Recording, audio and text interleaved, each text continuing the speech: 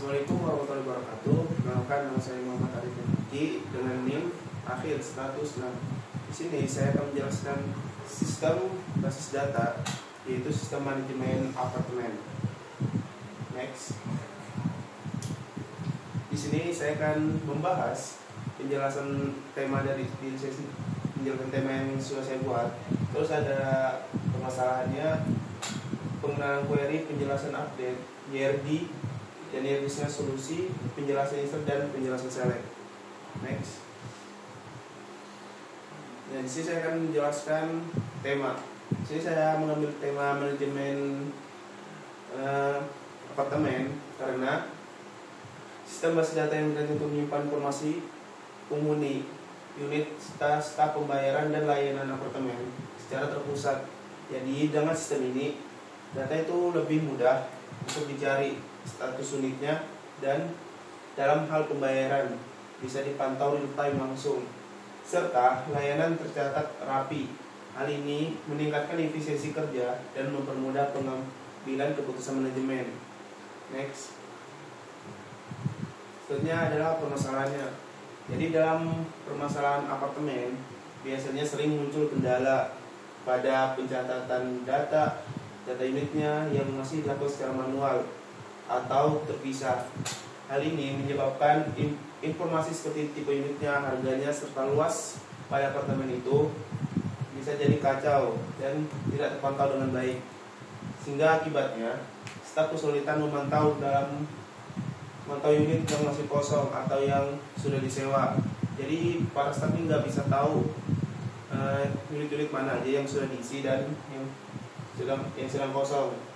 Dan juga proses transaksi ini sangat sulit karena catatan-catatan yang ada bisa hilang atau kena masalah gitu lah, sehingga penyewaan maupun pembelian menjadi lambat. Next. Nah, di sini ada 3 solusi yang bisa saya berikan. Yang pertama itu ada fitur menambahkan semua data yang ada, ya semua data yang bisa diperbarui gitu. Terus yang kedua ada perubahan data. Jadi semua data apapun yang ingin diubah di data tersebut bisa diubah di sistem ini. Terus yang ketiga itu menampilkan semua data. Jadi bisa mempermudah staf atau admin sehingga tidak perlu melihat ke kamar langsung, hanya perlu melihat dari datanya. Next. Terus di sini ada IRD saya, yaitu dengan 5 entitas, yaitu ada entitas unit, penghuni, pembayaran, layanan, dan staf, yang memiliki masing-masing atributnya dengan tipenya sendiri. Next. Selanjutnya itu ada IRD-nya. Jadi unit ke penghuni itu IRD-nya itu, jadi setiap unit hanya bisa disewa oleh satu dan hanya satu penghuni, tidak bisa lebih. Dan setiap penghuni bisa menyewa satu bahkan banyak unit. Terus ada dari penghuni ke pembayaran. Jadi setiap penghuni itu bisa melakukan satu dan banyak pembayaran secara langsung. Juga setiap pembayaran bisa dilakukan hanya satu dan dalam penghuninya. Terus dari pembayaran ke layanan, jadi setiap pembayaran hanya dilakukan oleh satu dan hanya satu layanan. Tetapi setiap layanan bisa melakukan satu dan banyak pembayaran. Terus ada layanan ke staf.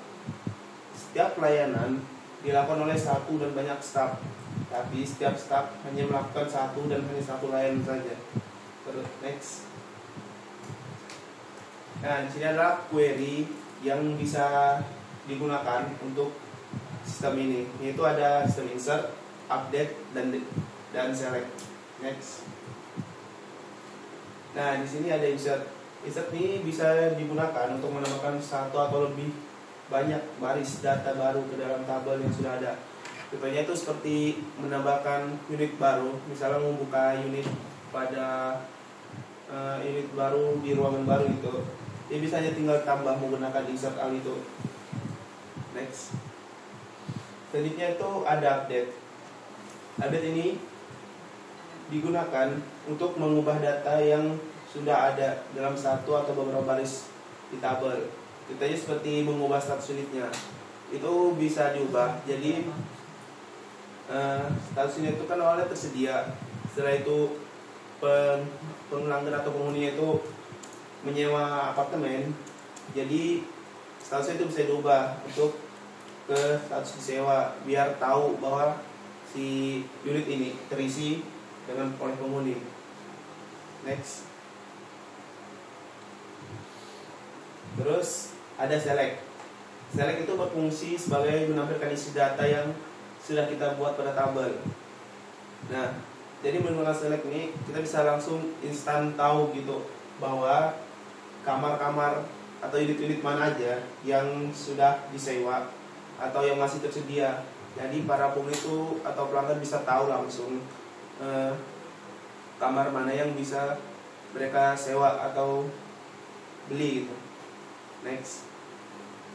Jadi secara kesimpulannya, manajemen apartemen ini berguna untuk memudahkan apartemen dalam mengelola data apartemen itu, dari unit, penghuni, pembayaran, layanan, dan hingga staf, agar para pihak apartemen tidak susah dalam melihat semua data yang ada, sehingga penipuan atau kesalahan dalam apartemen tidak terjadi. Next. Oke, mungkin itu saja yang bisa saya sampaikan. Mohon maaf bila ada salah. Bila taufiq wa hidayah. Wassalamualaikum warahmatullahi wabarakatuh.